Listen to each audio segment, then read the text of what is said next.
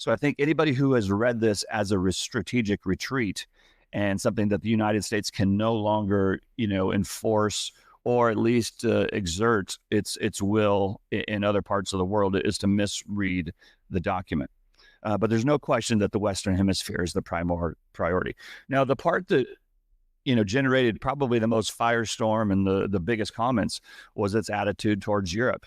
And if you actually read what they said, it on the one hand, it's totally rational, but on the other hand, it's a bit shocking just because it's never been said out loud before, especially by the leadership of the United States. And what they said is, Europe remains, important and it's a long-term ally, but it is no longer the automatic centerpiece of global strategy.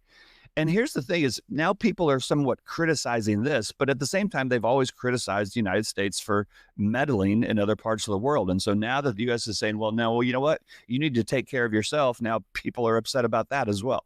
So it's a little bit of hypocrisy there. But again, this part of the document probably created the most headlines and most quoted lines. And it's it really goes back to NATO, the commitments and the burden sharing. Earlier this year, Trump, basically demanded that European countries spend 5% of their GDP on national defense rather than relying mostly on the United States. And that seems a pretty logical thing to me.